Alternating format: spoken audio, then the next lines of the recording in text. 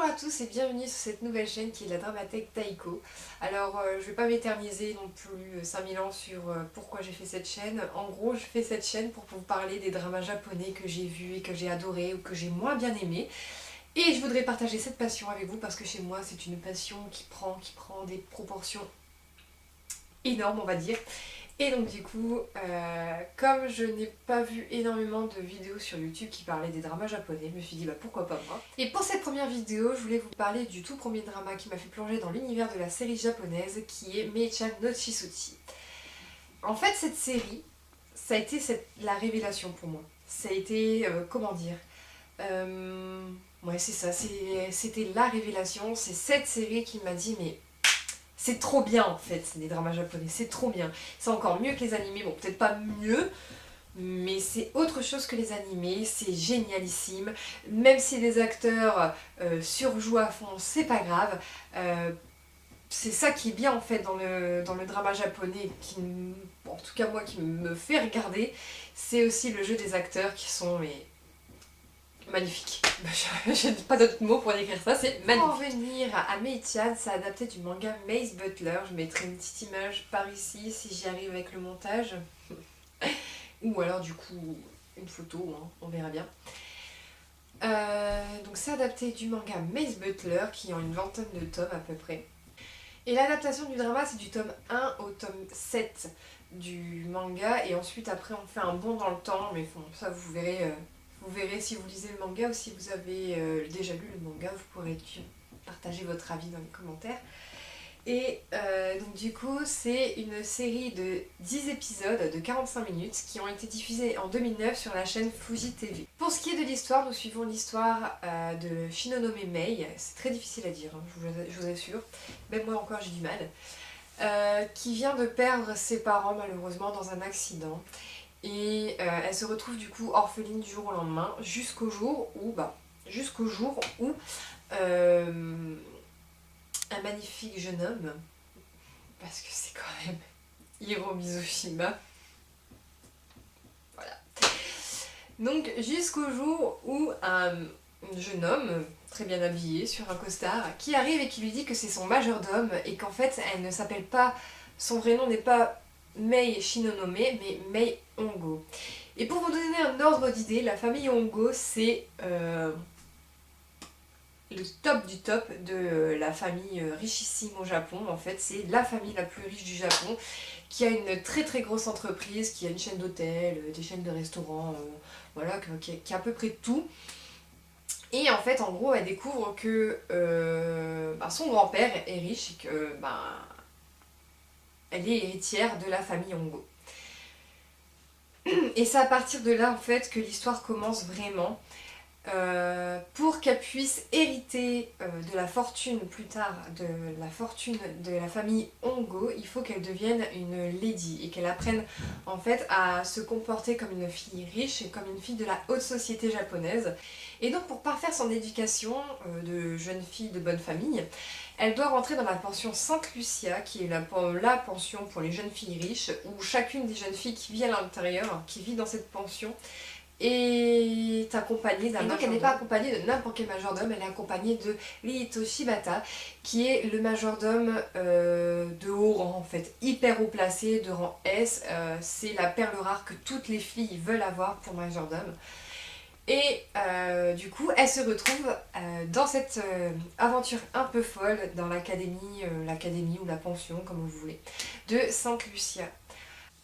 C'est donc avec beaucoup de mal et avec beaucoup de surprises que Mei découvre la vie de fille de bonne famille en fait, où elle n'est pas obligée de tout faire elle-même. Il y a son majordome qui est à côté pour lui faire à manger, pour lui faire la vaisselle, pour, je sais pas, lui faire couler son bain, même tourner les pages. On voit un petit extrait où, où en fait c'est son majordome qui tourne la page et elle est obligée de rien faire. Donc elle a un peu de mal avec ça, même un peu beaucoup de mal, vu qu'elle était à l'origine élevée dans une famille qui n'avait aucune prétention à être une famille riche.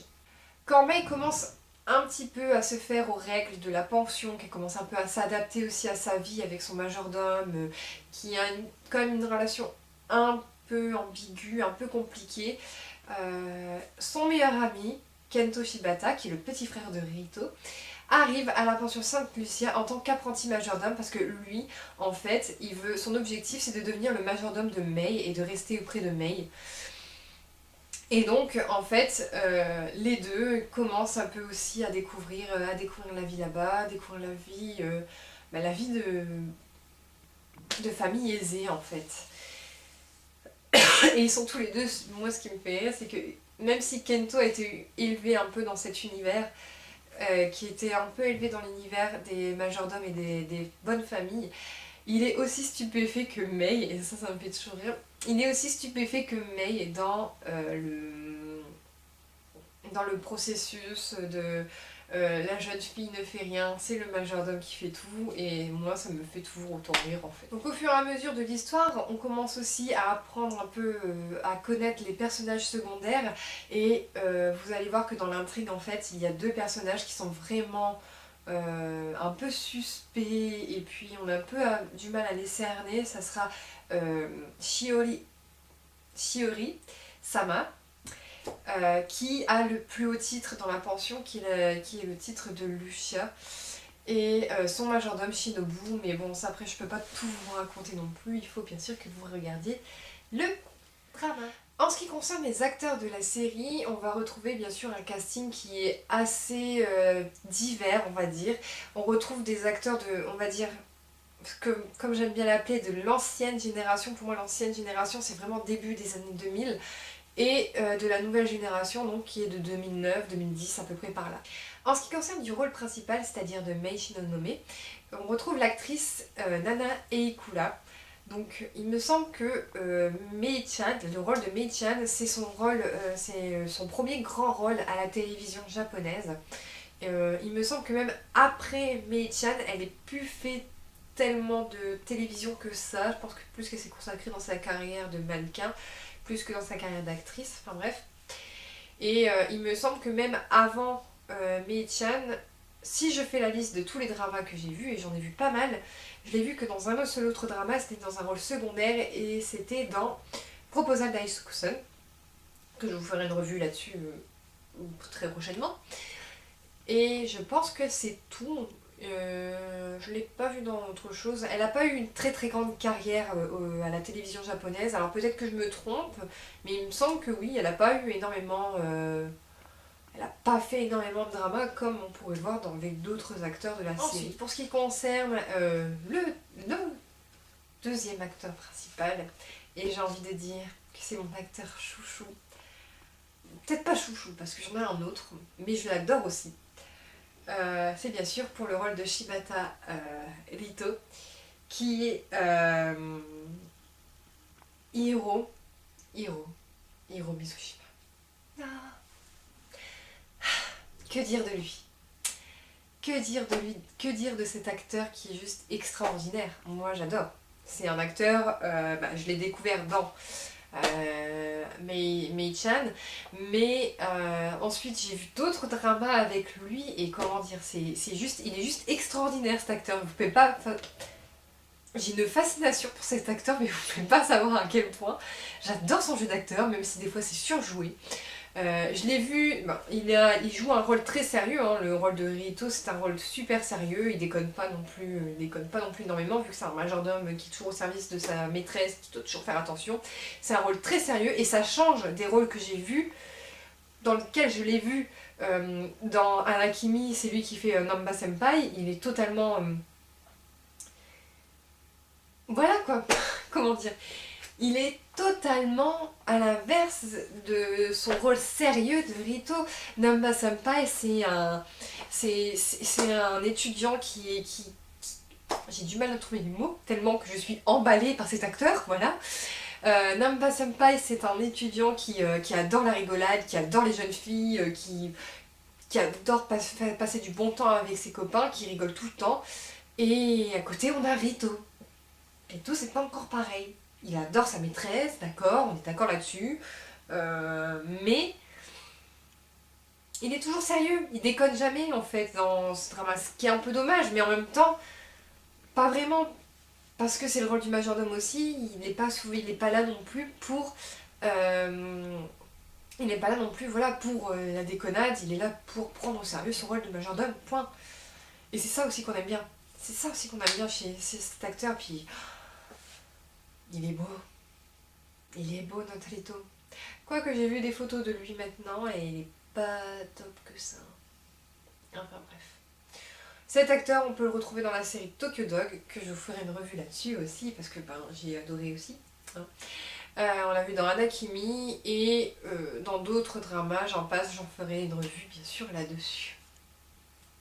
Ensuite, en ce qui concerne Kento, qui fait Kento Shibata, lui je trouve qu'il fait partie de la nouvelle génération des acteurs. Après en fait, comment dire, je pense que niveau acteur, voilà je vais commencer à m'emballer tout, mais je pense que niveau acteur il y a eu un avant et un après Mei-chan en fait. Avant Mei-chan c'était toujours les mêmes acteurs qu'on voyait sans cesse dans les dramas, enfin voilà. Et après Mei-chan, il y a eu la nouvelle génération en fait, la nouvelle génération d'acteurs qu'on adore, mais je me sens moins attachée à eux que dans l'ancienne génération. Et Kento, lui, fait partie de la nouvelle génération. Je l'appelle encore Kento, alors qu'en fait, il s'appelle Takeru Sato. Et lui, c'est pareil. Ce drama-là, ça l'a révélé, en fait. C'est le drama qui l'a révélé. C'est devenu l'étoile montante de la série japonaise à cette époque. Après Mei-chan, vous pouvez regarder sur sa filmographie. Il a une liste comme ça. Mais quand je dis comme ça, c'est vraiment comme ça. De dramas qu'il a tourné, de films. Et moi, je suis un peu moins fan de son jeu d'acteur. Un peu moins. J'ai même eu un peu du mal du coup. J'ai même eu un peu du mal avec lui. J'ai eu... Il fait le rôle de Kento à merveille, hein. Il n'y a pas un souci.